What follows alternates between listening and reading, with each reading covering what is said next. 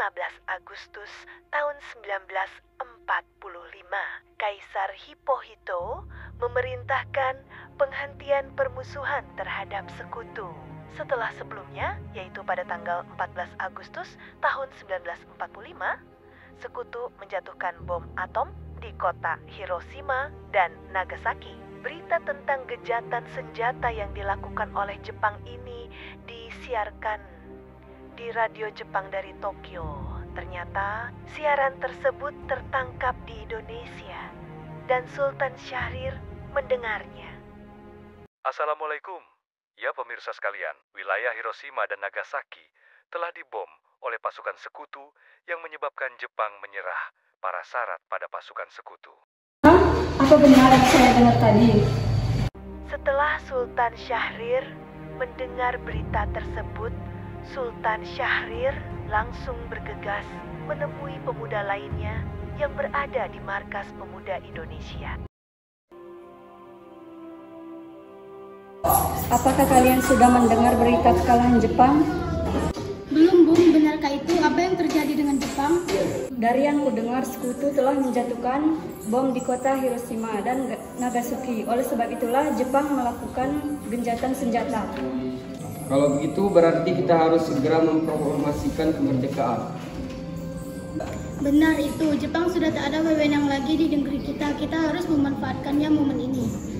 Setelah mendengar berita kekalahan Jepang, Khairul Saleh segera merencanakan pertemuan dengan golongan muda lainnya untuk membicarakan masalah proklamasi kemerdekaan.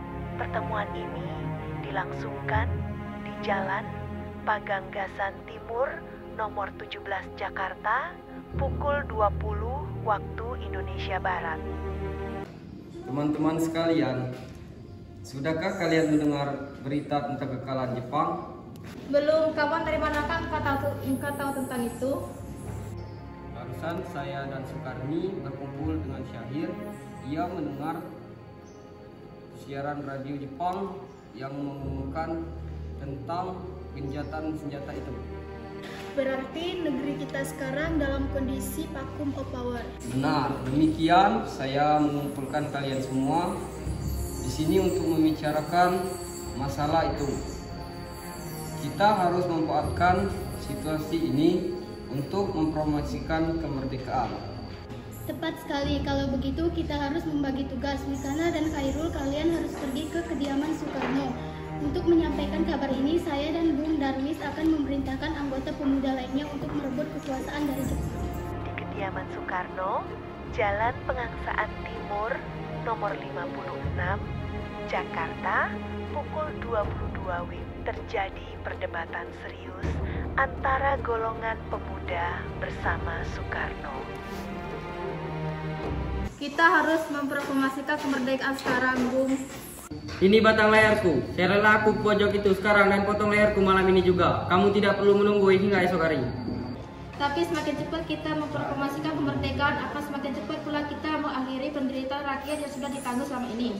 Inilah yang sudah ditunggu-tunggu bangsa kita, Bung. Kekuatan segi militer ini takkan mampu mengalahkan armada perang milik Jepang. Coba kau perlihatkan padaku, mana bukti kekuatan yang diperhitungkan itu. Apakah kita harus menunggu janji Jepang untuk kemerdekaan negara bangsa kita ini? Kita bisa, Bung. Kita harus bertempat untuk memproklamasikan kemerdekaan sendiri. Mengapa harus menunggu janji manis itu? Jepang sendiri bahkan kalah dalam perang sucinya. Baiklah, tapi berikan kami waktu untuk berunding sebentar. Kemudian para anggota golongan tua yang berada di kediaman Soekarno langsung membicarakan permasalahan tersebut. Bagaimana ini? Para pemuda menurut untuk segera memproklamasikan kemerdekaan. Tapi kita tidak boleh gegabah, Bung. Kita butuh waktu untuk memperhitungkan semuanya dengan matang agar tidak terjadi sesuatu yang tidak diinginkan. Saya setuju. Menurut saya yang terpenting sekarang adalah menghadapi sekutu yang hendak berniat kembali berkuasa di negeri ini. Selain itu, masalah kemerdekaan sebaiknya dibicarakan lagi dalam sidang PPKI 18 Agustus mendatang. Lalu bagaimana dengan pendapat golongan muda? Apa kita abaikan saja? Lagi pula mereka masih muda, pemikiran mereka terlalu pendek. Kita harus melihat ke depan, mempersiapkan dengan matang. Kalau tidak, bagaimana nanti jika semuanya berantakan? Setelah selesai berunding, para anggota tua segera menemui para anggota muda yang menunggu di luar. Setelah kami berunding tadi, kami memutuskan untuk tidak tergesa-gesa mengenai hal proklamasi kemerdekaan. Hal ini masih akan dibicarakan lagi dalam sidang PPKI. Dengan berat hati mendengar keputusan tersebut, para pemuda pun meninggalkan kediaman Soekarno. Tetapi mereka tidak putus asa. Mereka pun menyusun strategi bagaimana membujuk Soekarno dan Moh-Hatta untuk memproklamasikan kemerdekaan segera mungkin.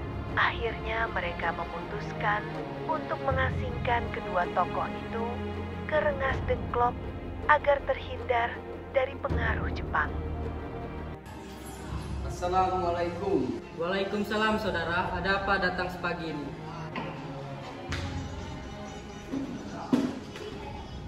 Kami akan membawa kalian untuk diasingkan agar jauh dari pengaruh Jepang. Tempat pengasingan, apa yang saudara maksud? Ada apa ini, Mas? Mereka bermaksud membawa kita untuk menuju tempat pengasingan. Lalu bagaimana aku dengan Guntur? Ya, benar. Saya tidak bisa meninggalkan anak dan istri saya. Bagaimana kalau mereka ikut juga? Setelah berbincang mengenai tempat pengasingan, Soekarno sepakat membawa Fatmawati dan juga Guntur. Baiklah, saya akan mengajak mereka. Baiklah, kami akan ikut. Segera setelah dari kediaman Soekarno, Khairul Saleh menemui Moh-Hatta dan mengatakan perihal yang sama. Hilangnya Soekarno dan Moh-Hatta secara misterius pagi itu menimbulkan kepanikan di kalangan para pemimpin di Jakarta. Peristiwa ini baru diketahui oleh Ahmad Subarjo pukul 8. Apakah saudara tahu keberadaan Soekarno dan Bung Hatta? Maaf, saya tidak tahu, Bung. Katakanlah kepadaku di mana mereka sekarang, dan aku akan menjamin keselamatan mereka ketika kembali ke Jakarta, dan aku akan menjamin kemerdekaan untuk kalian esok harinya.